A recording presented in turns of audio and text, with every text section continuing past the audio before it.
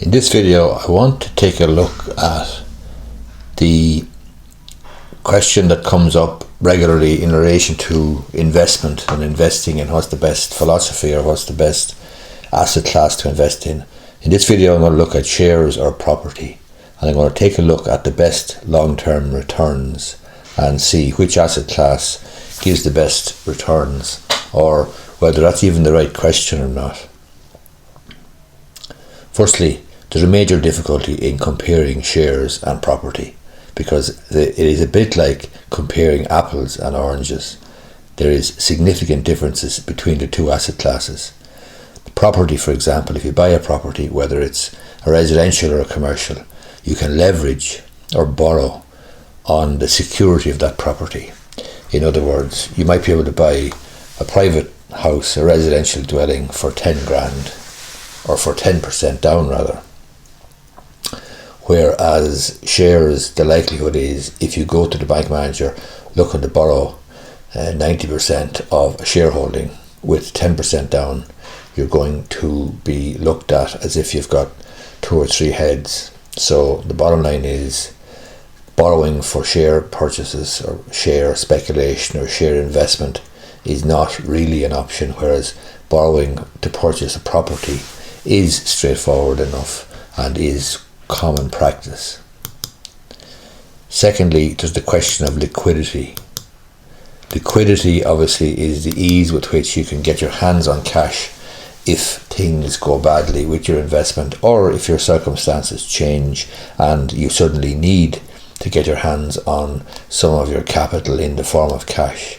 Clearly, selling a house, depending on the market and so forth, and with legal fees and the legal procedure and marketing the property and so on, is going to take a while.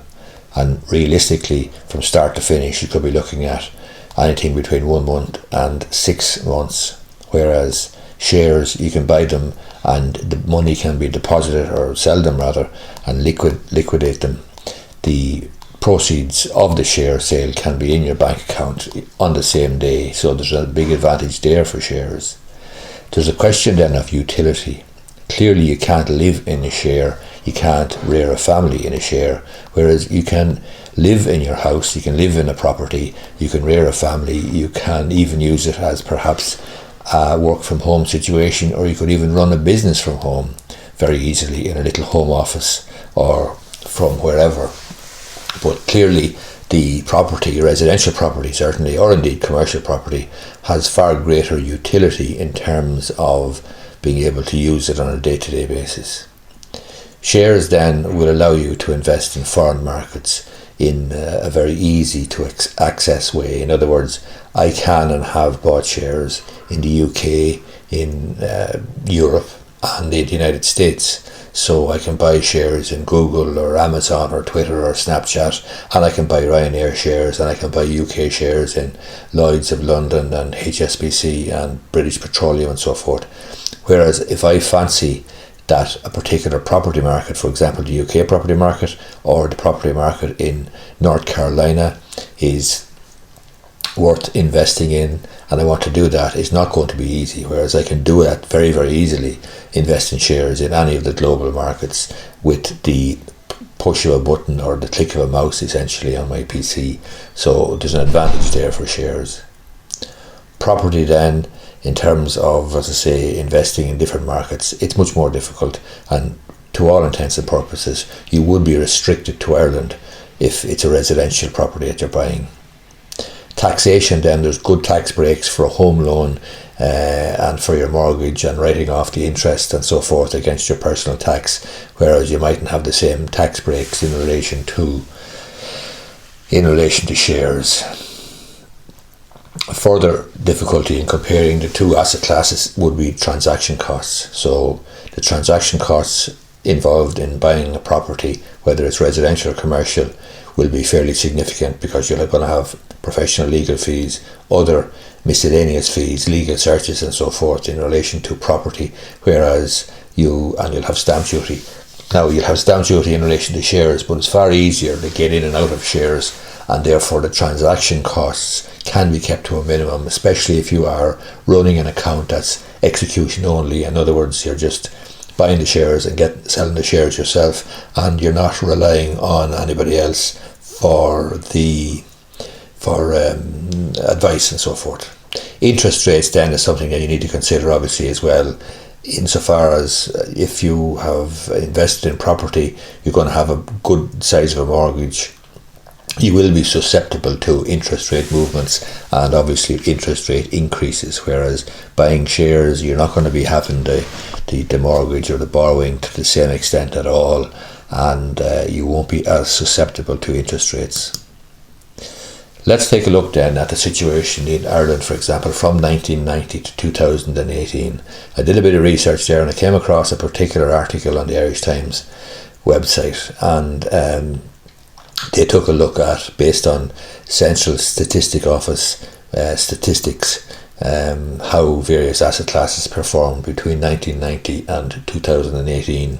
The article was written in 2018, and the key thing here is that when you actually entered the market was obviously of great significance, because this particular period of time covered the whole boom and bust that was the Celtic Tiger in relation to property. It also covered the dot-com bubble and bust in relation to shares. So it's interesting to have a look at this period of time. But as I say, when you got into the market and when you got out will have a fair amount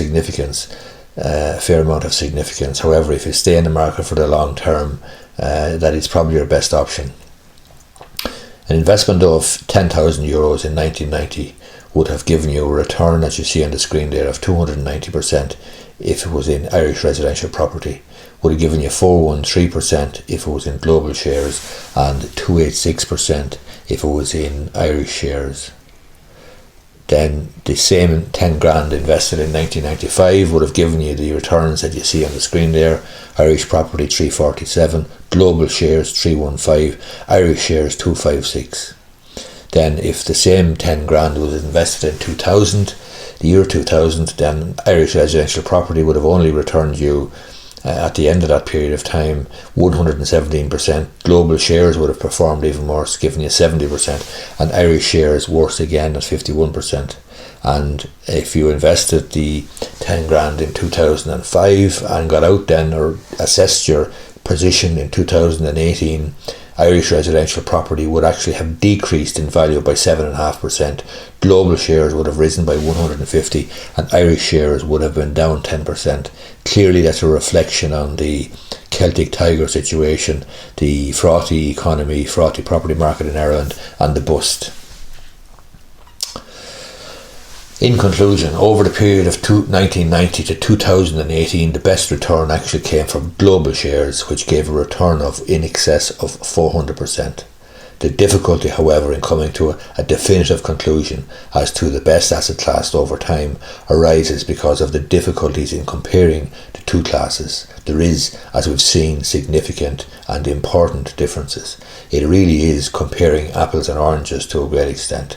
Your personal situation and your circumstances and psyche will be vital as well. For example, if you were inclined to be anxious and worrying and stressed about the rises and falls of share prices and so forth, a significant investment then in the stock market for you is probably not a runner, because every day, every evening, you're going to find out or be told about the rises and falls of various shares, various stock exchanges, and it may not be good for your mental health and your psyche. Whereas on the other hand, you could be perfectly laid back. You might have a temperament which would allow you to say, look, I'm in this for the long haul. I'm not going to be freaked out by rises and falls in shares, etc. over a short period of time. I'm in it for the long haul. So your personal outlook, your personal psychological makeup is important. In relation to a house, obviously you don't have the same worries in that regard, insofar as nobody's going to come along and tell you the value of your house every single day or every single week of the year. You're going to live in your house, you're going to pay the mortgage as best you can, or you're going to pay the mortgage, and you're going to work away and enjoy your house and rear your family and so on. So obviously that's less stressful. However, if the market then goes pear-shaped and you end up with significant negative equity, then perhaps that would cause you a significant amount of stress, and then you might feel that you're trapped in a situation where you can't sell your house and so on. But obviously, if you don't need to sell your house, then it really doesn't make any difference that you're in negative equity. Obviously, it's disappointing and it is a setback, but if you continue to live in your house for 10 or 15 years, the overall return is going to be good, in my view. So I hope you find this video useful. My contact details are there on the screen, but I would encourage you that if you're going to invest in either shares or property, the question really isn't which is going to give you the best return, because it's very, very difficult. The question you should be asking yourself is whether you should be investing in property or shares. And I would, if you take one piece of advice from this video, it is that you should be investing for the long haul. And when I say long haul, I'm talking about 15-20 years. In that situation, regardless of whether you buy shares or property, and regardless of where you buy them, shares or property, and what type of shares and what type of property, you will do well in the long term, because that's just the way it is. 15 to 20 years, good investment. But anyway, I hope you find the video useful, and I would appreciate if you gave it the thumbs up down below. So and if you're interested in subscribing to my YouTube channel, just hit the subscribe button there, hit the bell icon, and you'll be notified every time I make a new video. Thanks for watching.